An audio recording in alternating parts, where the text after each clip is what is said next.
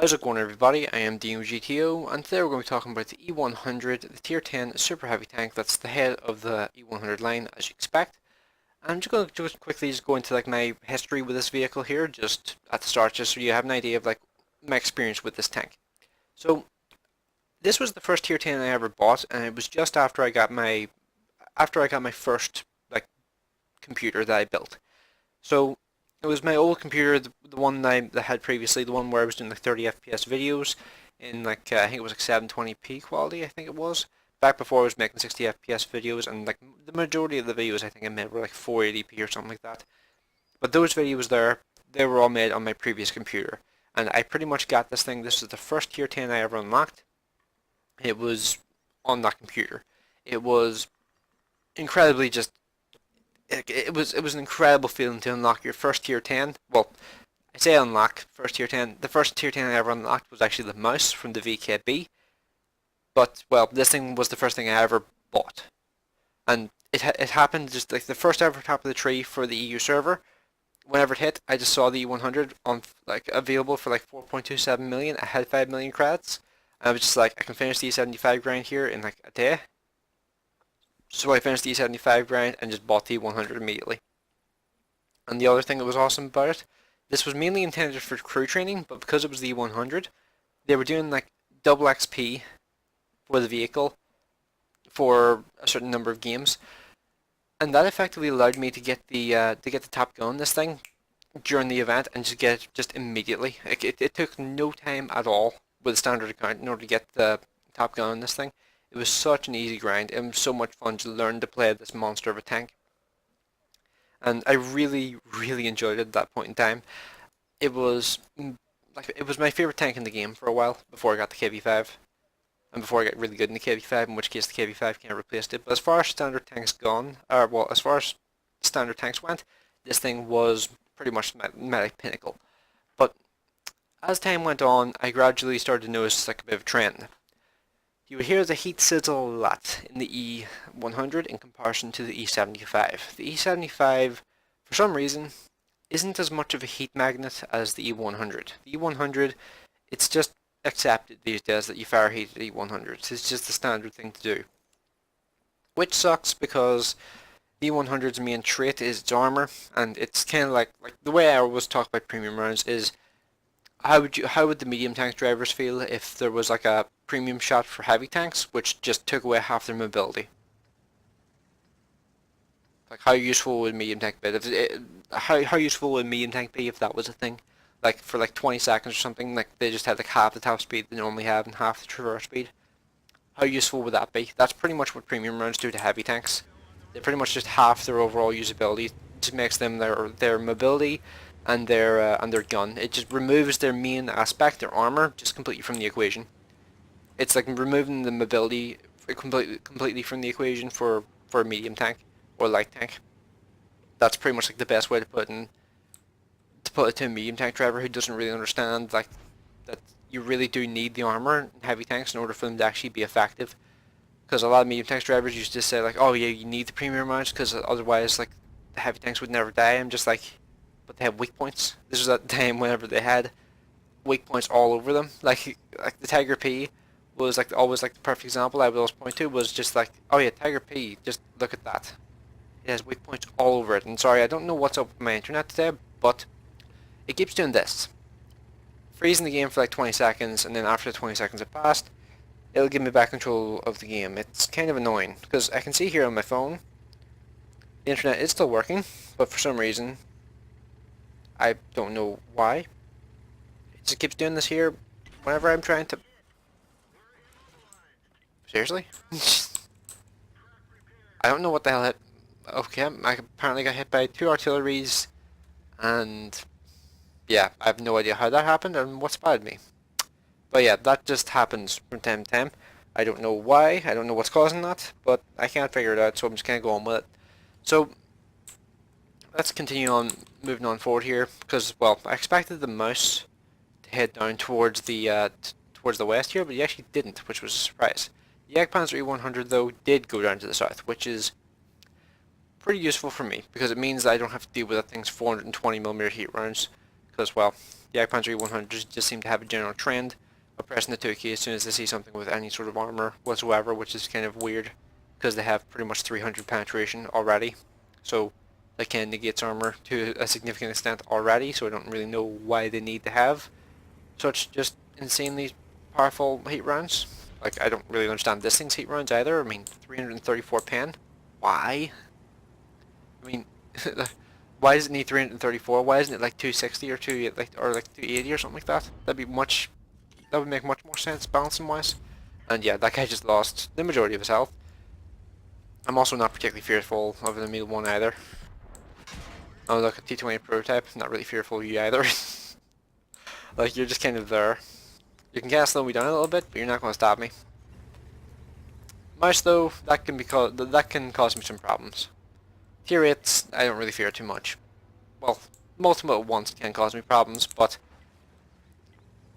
the mouse is the only real one that I fear here at the moment, and the Waffenträger Panzer IV could cause me some problems as well, but it's unlikely that the Waffenträger Panzer IV would rush me at this point. I'm trying to just angle myself here in a way that my lower front plate is better angled than the mouse expects, and never mind, the mouse is aiming at someone else. So that's nice there.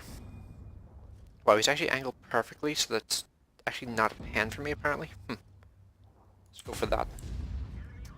Yeah, so T20 prototype has like 50.8 side armor. It actually makes it so that the side armor of the, the side armor in the T20 prototype is good enough to be an auto bounce for the 15cm gun of the E100. It's kind of unfortunate for the E100, but it's something you just kind of have to deal with a bit when it comes to this 15cm. It's one of the advantages and also disadvantages of having the 15cm gun. Is like, there are a lot of plates you can overmatch, but there are certain plates you do have to be aware of that you can't overmatch. And you can't keep them in the back of your mind whenever you're fighting against a lot of vehicles. I really can't do much to this mouse in this situation. So I'm just going to kind of hang out here for a while. I would like to just focus the VK100 and try and finish him off. But it's interesting to be fighting against a mouse who's not firing gold at me just immediately. Like, both of us haven't fired gold yet. And this is actually an interesting fight for me. It's not too often you actually come across another tier 10 that's not going to just spam gold at you as soon as they see you. So if this guy doesn't fire gold, then this could actually be an interesting fight. It's one of these rare circumstances where a vehicle actually tries to fight you the way they were built to fight. He's still firing AP, holy crap. Like, this is amazing. This is the first time in a long time I've seen something like this happen. It's been so long since I've seen two tier 10s just fight normally with AP rounds. So this is like a once in a blue moon sort of thing. This is like all the stars have aligned. And unfortunately the mouse you can kind of screwed up by my artillery, which I can appreciate the help, like, but well, it kind of spoils the fact that we're actually fighting evenly, like using the same ammunition type. Like, this thing, like, this is how the game like used to be. It used to be just about like timing your shots perfectly and just trying to set yourself up in a way that you can get the damage in whenever possible. That used to be how the game was, but nowadays it's not really like that anymore. It's pretty much everybody can do damage whenever they like. And I don't have the gun depression there. Let's try and go for shots there. Wow, I actually pinned him there. Nice. See, that was actually like, that was the way this used to be. If fights were still like that, I would still adore the E100. I mean, fights like that are incredibly rare these days. Like, I was genuinely surprised when he didn't switch to gold as soon as I started penning him with AP rounds. Like, I was genuinely surprised when he didn't just switch to gold, because most people do. And the MX 1390 is going to be a bit of a pain in the ass here. Let me see, what's the best way to go about this here? Because the Waffenträger Panzer IV is, yep, right there. Let's see, I should probably ram this guy if I possibly can. Let's see, what gun was he using? Did 630 Alpha. It looks like he is using the 128. Let's try and keep him just here. Finish him off. And now I focus the 1390. I don't actually have to turn my tank the entire way around here. Well, at least initially I didn't have to. Because I could just kind of just reverse side scrape against that guy pretty much. So, wow, I've actually done nearly I've done nearly 6,000 damage. I didn't actually expect that. That's pretty cool, actually. I was sitting moaning about the E100 and then this game happened. That's pretty incredible, actually. And I've actually nearly done Heavy Tank 15, but I'm not really too bothered about doing that at the moment. Like, let's see, what's the secondary objectives? Do 25% and win. I don't know how much health the Jagdpanzer's on. But if he like bounced one shot off of me and I got like 10 damage on him, then that would be enough for me to get. Actually, you know what? Taking damage actually gets you this as well. So the artillery, if I could get the artillery to shoot me twice, that would work. But nah, never mind. Nah, this is not gonna happen. If he did like 500 damage to me somehow, and then I killed him, then that would probably be enough. But I don't think that's likely. Let me take.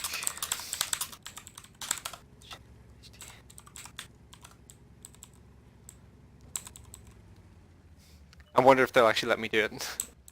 That'd be amazing if they did.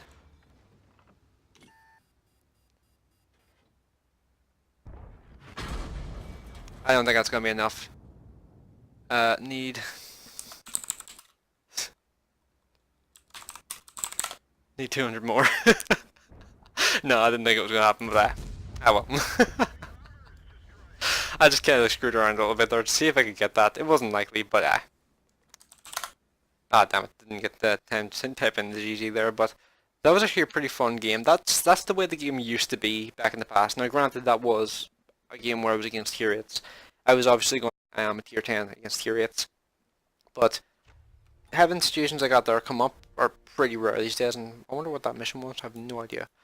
But let's head on ahead here, and I got whatever that is.